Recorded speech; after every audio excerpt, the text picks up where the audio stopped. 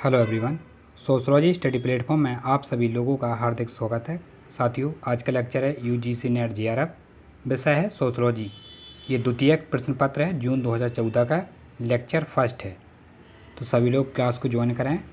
चलिए स्टार्ट करते हैं, एमसीक्यू डिस्कस करते हैं। और जो चैनल पर नए हैं वो चैनल को लाइक कर लें, शेयर कर लें अपने साथ भाई बंधुओं के साथ, और सब्सक्राइब कर लें साथ ही साथ। प्रश्न नंबर पहला स्क्रीन पर आपके सामने पूछ रहा है, जिन परिवर्तनों का परीक्षण किया जाना है उनके बीच संबंधों को क्या कहते हैं। ए है शोध प्रश्न, बी है परिकल्पना, सी है अध्ययन का उद्देश्य, और डी है अध्ययन की समस्या। जिन परिवर्तनों का परीक्षण किया जाना है उनके बीच को क्या कहते हैं। राइट आंसर की बात करें, राइट आंसर आपका बी हो जाएगा। उसको परिकल्पना कहा जाता है, जिनका परीक्षण भी बाकी है। क्योंकि जिन परिवर्तनों का परीक्षण किया जाना है उनके बीच संबंध का परिकल्पना को कहते हैं। परिकल्पना एक अनुमान होता है जिसे अंतिम अथवा अस्थायी रूप में किसी निरीक्षक अथवा दर्शकों की व्याख्या हेतु स्वीकार किया गया हो एवं अन्वेषण को आगे पथ प्रदर्शन प्राप्त होता हो। जो रिसर्च स्कॉलर रिसर्च करते हैं। और चलिए नेक्स्ट प्रश्न देखते हैं, आपके सामने स्क्रीन पर आ रहा है। प्रश्न नंबर दो है ये। पूछ रहा है, मार्क्स के अनुसार मानव की प्रच्छन्न क्षमता कार्य रूप में परिणत होती है। ए है जब लोकतंत्र स्थानीयकृत होता है, बी है उत्पादों के लक्ष्य निरूपण में, और सी है पूंजीवादी अवस्था में, डी है आदिमकालीन अवस्था में। प्रश्न नंबर दूसरा आपके सामने प्रश्न है, राइट आंसर का चयन करें। इसका राइट आंसर की बात करें, राइट आंसर हो जाएगा आपका बी, उत्पादों के लक्ष्य निरूपण में। बी राइट आंसर है। कार्ल मार्क्स ने इन्होंने कहा था प्रच्छन्न क्षमता कार्य के रूप में परिणति होती है जब उत्पादों के लक्ष्य निरूपित हों, और इसकी परिणति मार्क्स के वैज्ञानिक समाजवाद के अभिभार में ये देखने को मिलता है आपको। और नेक्स्ट प्रश्न है तीसरा, पूछा उस संबंध को क्या कहते हैं जिसमें एक चर में परिवर्तन सदैव दूसरे चर में परिवर्तन को उत्प्रेरित करता है। ए है सकारात्मक सहसंबंध, बी है रेखीय सहसंबंध, और सी है निराधार संबंध, और डी है कार्य और प्रभाव संबंध। प्रश्न नंबर तीसरा स्क्रीन पर आपके सामने प्रश्न है। राइट आंसर की बात करें तो इसका राइट आंसर हो जाएगा कार्य और प्रभाव संबंधों को कहते हैं। चलिए आगे देखते हैं नेक्स्ट प्रश्न स्क्रीन पर आपके सामने 4। पूछा निम्नलिखित में से कौन सिद्धांत शास्त्री संघर्ष सिद्धांतों के बौद्धिक मूल स्रोत माने जाते हैं। ए मीड और इरविंग गॉफमैन, बी है कार्ल मार्क्स तथा मैक्स वेबर, और सी है इमानुएल दुर्कीम तथा हर्बर्ट स्पेंसर, और डी है हर्बर्ट विल्सन तथा चार्ल्स डार्विन। कौन से समाजशास्त्री हैं जो संघर्ष सिद्धांत के बौद्धिक स्रोत को माने जाते हैं। प्रश्न नंबर 4 का राइट आंसर हो जाएगा आपका कार्ल मार्क्स और मैक्स वेबर माने जाते हैं। 2 थिंकर हैं ये। और इसी के साथ हम नेक्स्ट प्रश्न पर आते हैं, आपके सामने स्क्रीन पर आ रहा है ये रहा प्रश्न नंबर 5। नीचे दिए गए ये और कारण है, अभिकथन कह रहा है और कारण है। अभिकथन ए है लेविस कोजर तथा रोडाल्ड कोलिंग्स द्वारा जो दोनों को संघर्ष विचारधारा के अंतर्गत रखा जाता है, और कारण कह रहा है दोनों ही समाज के भरण पोषण में संघर्ष के कार्य पर बल देते हैं। ए है ए सही है, ए और आर दोनों सही है, बी कह रहा है ए सही है परंतु आर गलत है, और सी कह रहा है ए गलत है परंतु आर सही है, और डी कह रहा है ए तथा आर दोनों गलत हैं। और सही का चयन करके आंसर दें। राइट आंसर की बात करें, इसका राइट आंसर हो जाएगा आपका बी, ए सही है लेकिन जो है आर गलत है। दोनों समाज में भरण पोषण का संघर्ष कार्य पर बल देते हैं, नहीं देते हैं, इसलिए आपका आर कारण गलत हो जाएगा और कथन सही है। ये देखिए लेविस कोजर एवं रेडाल्ड कोलिंग्स दोनों संघर्षात्मक विचारधारा से संबंधित समाजशास्त्री हैं, लेकिन कोजर साहब संघर्ष को प्रकारात्मक बताते हैं जबकि रेडाल्ड थी और संघर्ष को नव प्रकारवाद के माध्यम से प्रस्तुत करते थे। और इसी के साथ नेक्स्ट प्रश्न स्क्रीन पर आपके सामने 6। पूछा रहा पूर्वोत्तर क्षेत्रों में विरोध के कारण क्या हैं। ए है प्रजातीय संघर्ष तथा विकास वंचन, और बी है भूस्वामित्व परिवर्तन तथा गरीबी, सी है राजनीति का अपराधीकरण तथा भ्रष्टाचार, और डी है धार्मिक कट्टरतावाद तथा आतंकवाद। प्रश्न नंबर 6 का राइट आंसर हो जाएगा आपका ए प्रजातीय संघर्ष तथा विकास वचन, ए से संबंधित हो जाएगा। इसका राइट आंसर ए हो जाएगा 6 का। और इसी के साथ हम आगे बढ़ते हैं। प्रश्न नंबर 7 स्क्रीन पर आपके सामने ये देखिए अभिकथन और तर्क है। अभिकथन कह रहा है ए टाउनसेट ने बल देकर कहा कि वस्तुनिष्ठ रूप में गरीबी को केवल सापेक्षिक वचन के रूप में परिभाषित किया जा सकता है। कारण कह रहा है समाज लोगों की आवश्यकताओं तथा खाद्य सामग्री के उपभोग का निर्धारण करता है। कोड लेखन दिया हुआ है। ए है अभिकथन कह रहा है ए सही है और कारण आर गलत है। बी कह रहा है अभिकथन कह रहा है ए सही है और आर गलत है। और सी कह रहा है ए तथा कारण आर दोनों सही हैं, आर ए की सही व्याख्या है। और डी कह रहा है अभिकथन ए तथा कारण आर दोनों सही हैं परंतु आर ए की जो है सही व्याख्या स्पष्टीकरण नहीं कर रहा है। प्रश्न नंबर 7 आपके सामने प्रश्न राइट आंसर हो जाएगा बिल्कुल डी। आपके अभिकथन तर्क कारण दोनों सही हैं लेकिन व्याख्या जो है स्पष्टीकरण सही नहीं है। और इसी के साथ नेक्स्ट प्रश्न नंबर 8, यह किसका सुझाव है कि ईश्वर दैवीकृत समाज है। ए है मैक्स वेबर, बी है इवांस प्रिचार्ड और सी है मैक्स अगस्त कॉम्ट, डी है इमाइल दुर्खीम। किसने कहा था कि ईश्वर दैवीकृत समाज है? प्रश्न नंबर 8 ये कहा था आपका इमाइल दुर्खीम ने कहा था। डी राइट आंसर हो जाएगा प्रश्न नंबर 8 का, क्योंकि दुर्खीम साहब समाजशास्त्र के जो वास्तविक पिता माने जाते हैं। इन्होंने ही कहा था ईश्वर दैवीकृत समाज है, अर्थात समाज ही ईश्वर है। कहने का तात्पर्य ईश्वर ने समाज का निर्माण नहीं वरन समाज ने ईश्वर का निर्माण किया है, ये इमाइल दुर्खीम का कहना था। और चलिए आगे देखते हैं प्रश्न नंबर 9, भारतीय परिवार में माता पिता अपनी पुत्रियों को ससुराल में उत्तम पत्नी पुत्री के रूप में बनाने के लिए तैयार करते हैं। यह किसका एक उदाहरण है? ये है समाजीकरण का, बी है पुनर्समाजीकरण का, सी है प्रौढ़ समाजीकरण का और डी है प्रत्याशित समाजीकरण का। प्रश्न नंबर 9 आपके सामने प्रश्न है स्क्रीन पर और राइट आंसर क्या हो जाएगा? राइट आंसर डी प्रत्याशित समाजीकरण होता है, ये सभी लोग जानते हैं। और इसी के साथ नेक्स्ट प्रश्न है प्रश्न नंबर 10, पूछा निम्नलिखित में से कौन सा सिद्धांत यह कहता है कि अन्य लोगों के साथ अंतर्व्यवहार में लोग स्वहित से अभिप्रेत होते हैं। ए है संघर्ष, बी है विनियम और सी है अंतर्व्यवहार और डी है संरचनात्मक। प्रश्न नंबर 10 आपके सामने प्रश्न है और राइट आंसर का चयन करें। राइट आंसर की बात करें राइट आंसर सी हो जाएगा अंतर्व्यवहार, सी राइट आंसर है प्रश्न नंबर 10 का। और इसी के साथ नेक्स्ट प्रश्न पर बढ़ते हैं। प्रश्न नंबर 11 स्क्रीन पर आपके सामने आ रहा है। सूची फर्स्ट और सूची सेकंड है, इधर पुस्तक है इधर थिंकर है। पहली पुस्तक है सोशल क्लास एंड स्ट्रेटिफिकेशन, ये किसने लिखा था? ये आपका लिखा था सर्डल्स पी ने लिखा था। ये आपका ए का चौथा जाएगा। और बी है द पावर एलिट, ये आपका सभी लोग जानते हैं मेल्स, डी डब्ल्यू ने लिखा था, डब्ल्यू सी मेल्स ने। बी का आपका 3 में सो हो जाएगा। और सी है क्लास सिटी एंड पावर, एक कैप्सली ने लिखा था। ए का सी का दूसरे में सो जाएगा। और क्लास इन मॉडर्न सोसाइटी, ये बॉटोमॉर से संबंध हो जाएगा, टीवी बॉटोमॉर से। राइट आंसर आपका राइट आंसर कूट लेखन के हिसाब से सी राइट आंसर हो जाएगा। और सही कूट लेखन सुमेलित ये दिया हुआ देख सकते हैं। हम आगे बढ़ते हैं प्रश्न नंबर 12 पर। पूछा समाजशास्त्र सामाजिक कार्यों को समझने का विज्ञान है, यह कथन किसका है? ए है मैक्स वेबर का, बी है अगस्त कॉम्ट का, सी है हर्बर्ट स्पेंसर का, डी है इमाइल दुर्खीम का। किसका कहना है? प्रश्न नंबर 12 आपके सामने प्रश्न है और इसका राइट आंसर दें। प्रश्न नंबर 12 का राइट आंसर की बात करें मैक्स वेबर से संबंध होता है, ये बी ए राइट आंसर है इसका, क्योंकि जर्मनी के थे। और नेक्स्ट प्रश्न आपके सामने आ रहा है प्रश्न नंबर 13, पूछ रहा है एम्पेरिविटी कोऑपरेटिव एसोसिएशन का विचार किसकी देन है? ए है कार्ल मार्क्स का, बी है मैक्स वेबर का और सी है लेविस कोजर का, डी है राल्फ हेडनफोर्ड।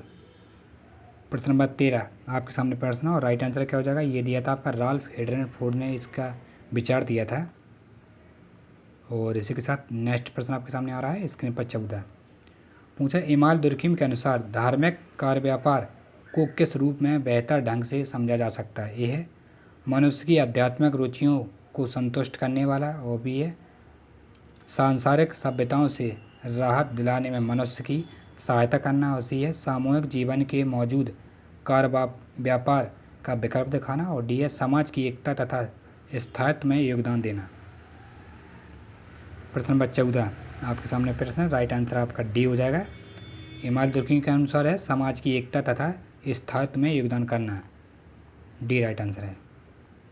और इसके साथ आगे बढ़ते हैं प्रश्न नंबर 15, अभिकथन और तर्क। अभिकथन कह रहा है भाई भतीजावाद, पक्षपात तथा भ्रष्टाचार भारतीय समाज में बढ़ रहे हैं। कारण है राजनीतिक इच्छा की कमी के कारण ऐसी स्थिति उत्पन्न हुई है। कोड है ए सही है परंतु आर गलत है। बी कह रहा है ए आर दोनों सही हैं। सी कह रहा है ए गलत है परंतु आर सही है। और डी कह रहा है ए तथा आर दोनों गलत हैं। प्रश्न नंबर 15 का राइट आंसर हो जाएगा आपका बी, ए तथा आर दोनों सही हैं। आपके अभिकथन और कारण दोनों राइट आंसर हैं। इसी के साथ नेक्स्ट प्रश्न है 16। मुस्लिम संप्रदाय में पाए जाने वाला विवाह अस्थायी रूप से निकाह होता है, मोता होता है, सी मेहर होता है, डी पर्दा होता है। अस्थायी रूप से पाया जाता है उसको क्या कहते हैं? उसको कहते हैं आप मोता विवाह कहा जाता है। बी राइट आंसर हो जाएगा इसका 16 का। क्योंकि मुस्लिम विवाह में के अंतर्गत स्त्रियां व पुरुष सहमति के से एक निश्चित अवधि के लिए विवाह करते हैं और इसी अवधि की समाप्ति पर यह सुझाव जो विवाह स्वतः समाप्त हो जाता है और यह विवाह शिया मुसलमानों में प्रचलित है। हम आगे देखते हैं, नेक्स्ट प्रश्न पर चलते हैं। प्रश्न नंबर 17 स्क्रीन पर आपके सामने पूछ रहा है अभिकथन। ये ग्रामीण भारत में पिछले 2 दशकों में महिला सशक्तिकरण हुआ है, कारण कह रहा है। और 73वें संविधान संशोधन में ने ग्रामीण भारत की महिलाओं का सशक्तिकरण किया है। कोड लेखन देखते हैं। ए तथा आर दोनों सही गलत हैं। और बी है ए तथा आर दोनों सही हैं। सी कह रहा है ए गलत है परंतु आर सही है। डी कह रहा है ए सही है परंतु आर गलत है। प्रश्न नंबर 17 स्क्रीन पर आपके सामने प्रश्न है और राइट आंसर का चयन करके कमेंट बॉक्स में आंसर दें। राइट आंसर की बात करें, राइट आंसर आपका हो जाएगा बी, ए तथा आर आपके अभिकथन और कारण दोनों राइट आंसर हैं। और इसी के साथ हम आगे बढ़ते हैं। प्रश्न नंबर 18 स्क्रीन पर आपके सामने अभिकथन ये कह रहा है भारत में शिक्षा का निजीकरण शिक्षा के व्यवसायीकरण की ओर अग्रसर हो रहा है, कारण कह रहा है। और शिक्षा के व्यवसायीकरण ने अनेक गरीब सुपात्र छात्रों को गुणवत्तापूर्वक शिक्षा से वंचित कर दिया है। ये है कोड लेखन। ए सही है परंतु आर गलत है। बी कह रहा है ए गलत है परंतु आर सही है। सी कह रहा है ए आर दोनों सही हैं, ए आर की सही व्याख्या है। और डी कह रहा है ए आर दोनों सही हैं परंतु आर ए की सही व्याख्या नहीं है। प्रश्न नंबर 18 का कौन सा आंसर राइट है? राइट आंसर हो जाएगा आपका सी, ए आर दोनों सत्य हैं और दोनों ही व्याख्या कर रहे हैं आपके अभिकथन और कारण दोनों राइट आंसर हैं। और नेक्स्ट प्रश्न, प्रश्न नंबर 19। संगठन संघर्ष के आंकड़े अखाड़े यह किसका कथन है? ए है रोडल कॉलिंग्स का, बी है कार्ल मार्क्स का, सी है राल्फ हेडनफोर्ड का, डी है मैक्स वेबर का। संघर्ष के अखाड़े हैं, संगठन जो है संघर्ष के अखाड़े हैं, किसने कहा था? ये कहा था आपका ए रोडाल कॉलिंग्स ने कहा था। इन्होंने कहा था संगठन होता है, संघर्ष के अखाड़े होते हैं। कॉलिंग्स ने संघर्ष का मूल कारण शक्ति के स्रोतों को माना था जो व्यक्ति और समूह में निहित होते हैं। और इसी के साथ नेक्स्ट प्रश्न आपके सामने 20। यह सुझाव किसका है कि संघर्ष का समाज में प्रकारात्मक महत्व है? ए कार्ल मार्क्स का है, बी ए लेविस कोजर का है, सी राल्फ हेडनफोर्ड का है, डी ए रोडाल कॉलिंग्स का है। किसका सुझाव था ये? प्रश्न नंबर 20 ये था आपका लेविस कोजर का सुझाव था, क्योंकि प्रकारवादी संघर्ष प्रकारवादी माने जाते हैं लेविस कोजर। और इसी के साथ नेक्स्ट प्रश्न सूची फर्स्ट और सूची सेकंड आपके सामने है, कोड लेखन भी है। सूची में राल्फ हेडनफोर्ड इनकी बात करिए, आपका संघर्ष तथा सत्ता से संबंध रखते हैं। और ए का आपका 5 से हो जाएगा काउंट। और बी है जी एच मीड, ये आपके रहते हैं प्रतीकात्मक अंतर्व्यवहारवाद से। और बी का आपका चौथा जाएगा। और सी है अल्फ्रेड शूर्ज, ये प्रघटना विज्ञान थे। सी का आपका दूसरा हो जाएगा। और लेविस कोजर सभी लोग जानते हैं, लेविस कोजर ये संघर्षवादी थे, सामाजिक संघर्ष का कार्य किया था उन्होंने। डी का सी जाएगा। इसमें शक्ति अभिगम का कोई महत्व नहीं है, इसलिए राइट आंसर आपका कोड लेखन के हिसाब से सी राइट आंसर सही हो जाएगा। सही मिलान दिया हुआ है, देख सकते हैं। हम आगे बढ़ते हैं। प्रश्न नंबर 22। निम्नलिखित में से कौन सा कथन संघर्ष परिदृश्य को प्रतिबिंबित नहीं करता है? ए है संसाधनों तथा शक्ति सत्ता के संघर्ष के रूप में समाज, बी है परिवर्तन अपरिहार्य है, बहुधा लाभकारी होता है तथा हिंसक हो सकता है, सी है समाज को अंगों की जटिल प्रणाली के रूप में देखा जाता है जो विभिन्न आवश्यक कार्यों के निष्पादन के लिए परस्पर क्रिया करते हैं, डी है कार्यों के बीच संघर्ष सामाजिक परिवर्तन का निर्धारण करता है।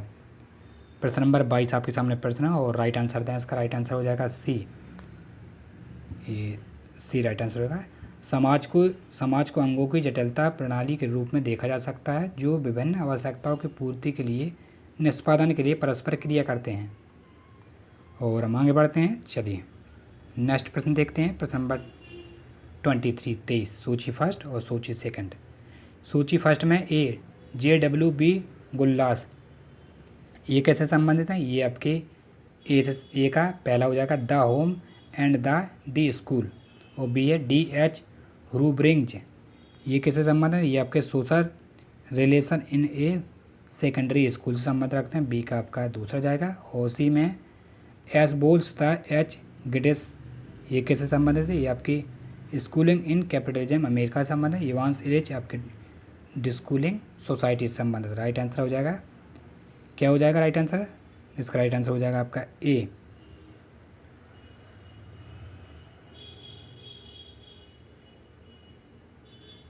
ठीक है, सही लेखन ये दिया हुआ देख सकते हैं हम आगे बढ़ते हैं। प्रश्न नंबर 24 इस दृष्टिकोण की वकालत किसने की समाजशास्त्र समाज का अध्ययन क्षेत्र दैनिक जीवन के सहज विधि है। ये प्रकार्यवाद, और बी ए संरचनात्मकवाद, और डी ए प्रघटना विज्ञान, और डी ए विनियम सिद्धांत।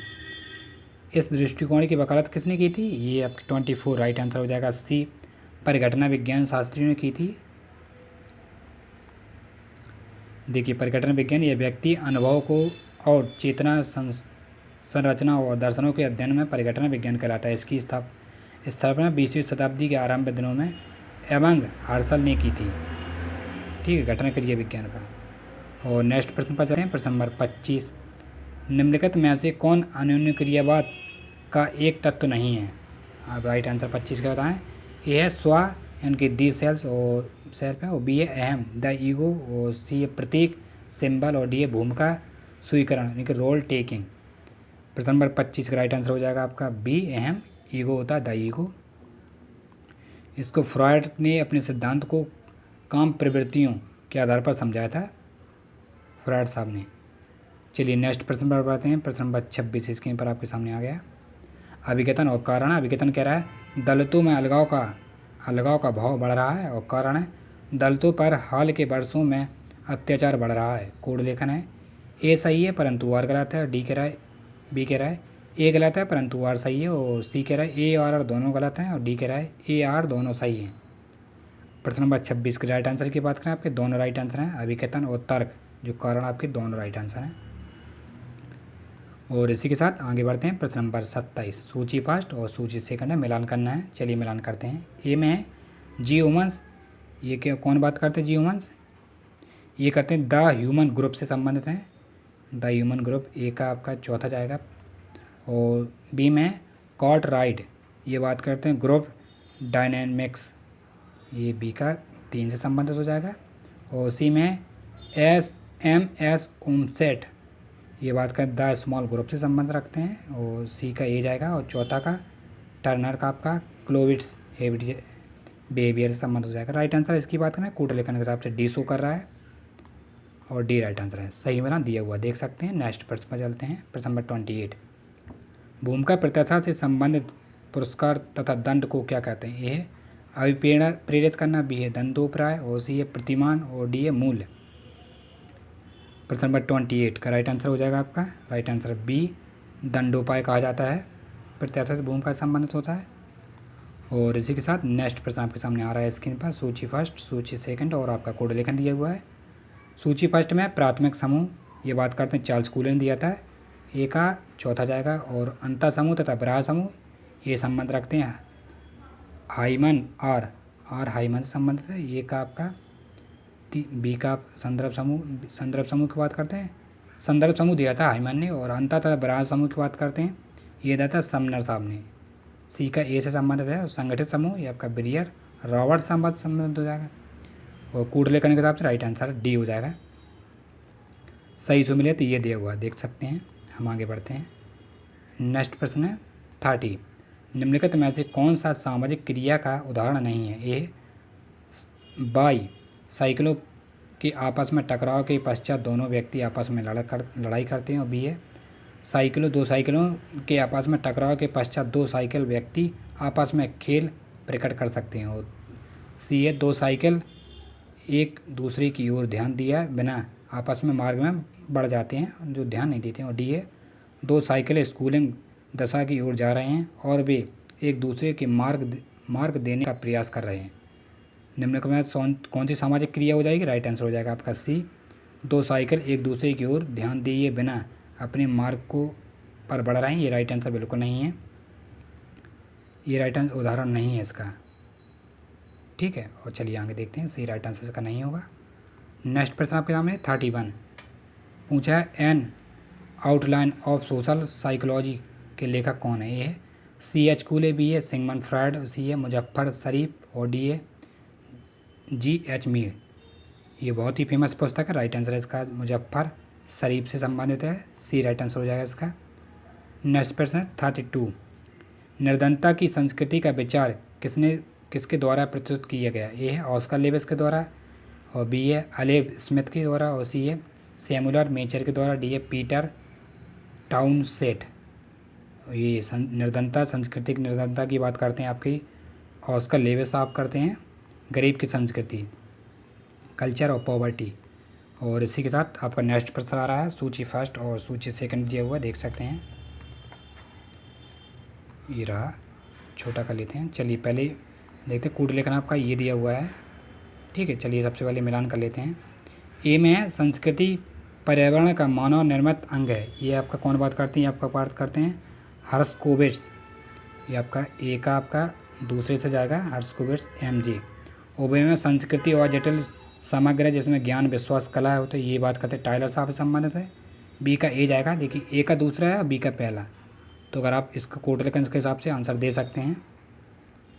राइट आंसर आपका ए जाएगा, ए का दूसरा था और बी का पहला था, राइट आंसर ए हो जाएगा कोट लेखन के हिसाब से।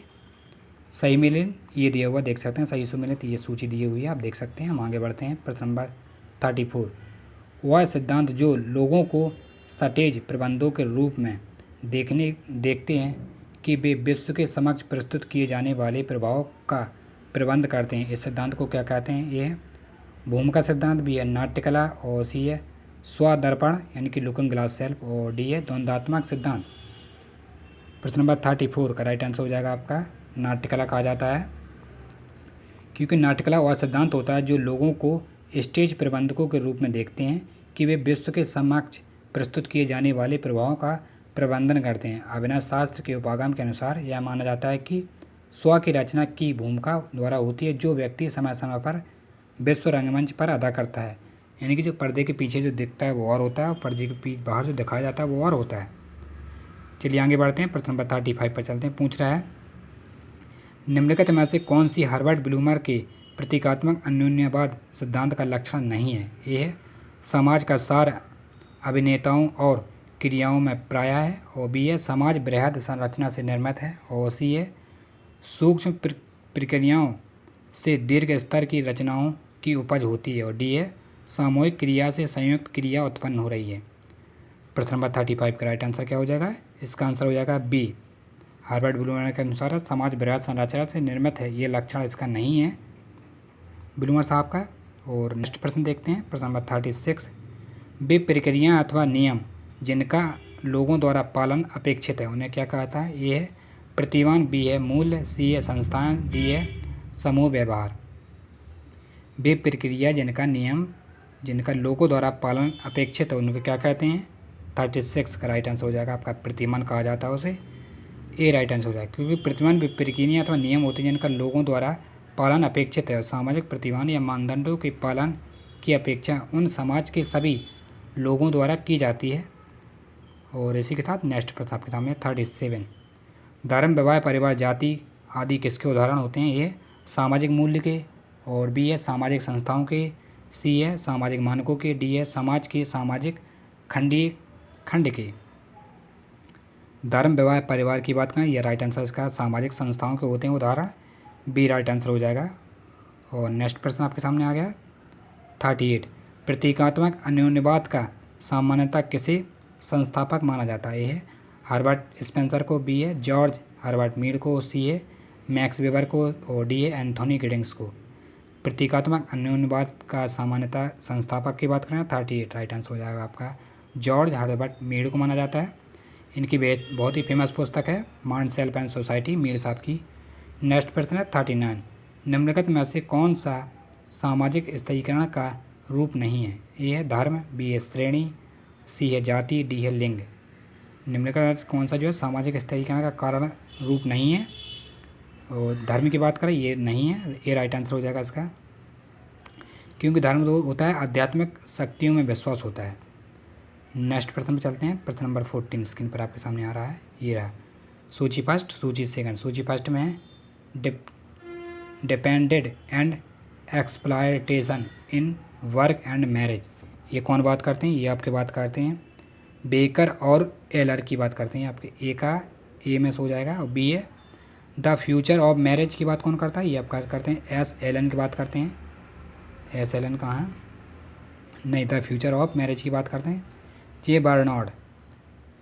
बी का दूसरा शो हो जाएगा, तो राइट आंसर इसकी बात करें। राइट आंसर देखिए मिलान की बात करें, कोड लेखन ए शो कर रहा है, ए राइट आंसर होगा। सी का ए हो जाएगा और डी का चौथा जाएगा। सुमित आपका सही दिया था, इसलिए राइट आंसर ए हो जाएगा। नेक्स्ट प्रश्न 41 पूछ रहा है पति द्वारा तलाकशुदा पत्नी को दिए जाने वाले अनुरक्षण भत्ते को क्या कहते हैं? ए है डोबर, बी है मेहर, सी है निर्वाहिका और डी है दुल्हन की कीमत। पति द्वारा तलाकशुदा पत्नी को दिए जाने वाले अनुरक्षण भत्ते को क्या कहा जाता है? ये कहा जाता है आपका क्या? राइट आंसर की बात करें, बिल्कुल निर्वाहिका कहा जाता है। सी राइट आंसर हो जाएगा। और इसी के साथ आगे बढ़ते हैं। प्रश्न नंबर 42 स्क्रीन पर, संस्कृति के संदर्भ में निम्नलिखित में से कौन सा कथन सही नहीं है? ए है संस्कृति का विश्वास किया जाता है, और बी है संस्कृति और सभ्यता एक दूसरे के दो पक्ष हैं, और सी है संस्कृति गैर दर पर्दाकृत और सभ्यता पर्दाकृत की ओर इंगित करती है। डी है संस्कृति है जो हमारे पास है और सभ्यता जो हम हैं। प्रश्न नंबर 42 राइट आंसर हो जाएगा। राइट आंसर डी है संस्कृति हो जो हमारे पास है और सभ्यता जो हम हैं। जो आप मोबाइल लिए हैं वो सभ्यता है, और कल्चर होता है जो आपका बिहेवियर होता है, सोच समझ शैली होती है। नेक्स्ट प्रश्न है 43, निम्नलिखित में से किसने मार्क्स के सिद्धांतों को बहुउद्देशीय विश्व की एकल कारणीय व्याख्या का ठहरा कर आलोचना की? ये है मैक्स वेबर ने, बी है राल्फ हिडनफोर्ड ने, सी है रोडाल्फ कॉलिंग्स ने, और डी है लेविस कोजर ने। प्रश्न नंबर 43 आपके सामने प्रश्न, राइट आंसर हो जाएगा। इसकी बात कौन करते हैं? कोलंग्स कार्बन कॉलिंग्स बात करते हैं। इन्होंने मार्क्स के सिद्धांत को बहुउद्देशीय विश्व की एकल कारणीयता व्याख्या की थी, ठहराकर आलोचना की थी कॉलिंग साहब ने। और आगे देखते हैं प्रश्न नंबर 44 स्क्रीन पर पूछ रहा है कार्ल मार्क्स ने डॉट डॉट डॉट के बीच वर्ग संघर्ष का जिक्र नहीं किया। ए है साधन संपन्न और साधन विभिन्न, बी है धनी और निर्धन, सी है बुर्जुआ और प्रोलेतियर, और सी है वर्ग पूंजीवादी और श्रमिक वर्ग। किसका जिक्र इन्होंने नहीं किया था कार्ल मार्क्स ने? इनका जिक्र की बात करें, राइट आंसर हो जाएगा। अभी धनी और निर्धन की बात इन्होंने नहीं किया था मार्क्स साहब ने। नेक्स्ट प्रश्न है 45, निम्नलिखित में से कौन सी समाजीकरण की एजेंसी नहीं है? ए है परिवार, बी है स्कूल, सी है समूह, डी है मीडिया। कौन सा जो समाजीकरण की एजेंसी नहीं है? राइट आंसर हो जाएगा आपका मीडिया नहीं होती है। स्कूल, परिवार, समूह ग्रुप होता है। और इसी के साथ नेक्स्ट प्रश्न देखते हैं। प्रश्न नंबर 46 सूची फर्स्ट और सूची सेकंड है। सूची फर्स्ट में उद्भवाकाशवाद सिद्धांत किसने दिया था? सभी लोग जानते हैं। विकासवाद सिद्धांत से संबंध रखते हैं अगस्त कॉम्ट। और चक्रीय सिद्धांत किसने दिया था? आपका सोरोक ने दिया था। बी का आपका तीसरा शो हो रहेगा। और सी में संघर्ष सिद्धांत की बात करते हैं। ये संघर्ष की बात कौन करते हैं? संघर्ष सिद्धांत की बात ये करते हैं कार्ल मार्क्स करते हैं। सी का आपका चौथा जाएगा। और संरचनात्मक प्रकारवाद उपागम किंग्सले डेविस ने दिया था। राइट आंसर कूट लेखन के हिसाब से सी हो जाएगा। सही तुमने दिया हुआ देख सकते हैं। नेक्स्ट प्रश्न बढ़ते हैं 47, निम्नलिखित में से कौन सा समुदाय का तत्व नहीं है? ए है भूभाग, बी है हम की भावना, सी है सांस्कृतिक वैद्यक, और बी है आध्यात्मिकता। प्रश्न नंबर 47 राइट आंसर की बात करें, राइट आंसर हो जाएगा 47 का सी सांस्कृतिक वैविध्य। ये निश्चित समुदाय का भूभाग रहने वाले व्यक्तियों का एक ऐसा समूह होता है, ठीक है, जो भावनाओं से बंधे रहते हैं। नेक्स्ट प्रश्न है 48, प्राथमिक समूह मानवीय प्रकृति की नर्सरी है। इसका प्रतिपादन किसने किया है? चार्ल्स कूली ने, और बी है जॉर्ज हर्बर्ट मीड ने, सी है राल्फ हिडनफोर्ड ने, डी है कार्ल मार्क्स ने। प्राथमिक समूह मानवीय प्रकृति की नर्सरी है किसने कहा था? राइट आंसर ए हो जाएगा, कूले साहब ने कहा था। नेक्स्ट प्रश्न 49 पूछा, सोसाइटी इन इंडिया का लेखक कौन है? ए पी बॉरनबास, और B Andre Beteille, C Kingsley Davis, D A Davis G Mandelbaum. Society in India बहुत ही फेमस पुस्तक है, रचयिता इसके हैं Davis A Mandelbaum. D right answer हो जाएगा इसका। और इस सेशन का लास्ट प्रश्न है 50, यह किसकी युक्ति है कि परिवार वे कारखाने हैं जहां मानव व्यक्तियों का उत्पादन होता है? ए है एस जी स्मिथ का, बी है मॉर्गन का, सी है मर्डॉक का, सी है टॉलकट पार्सन।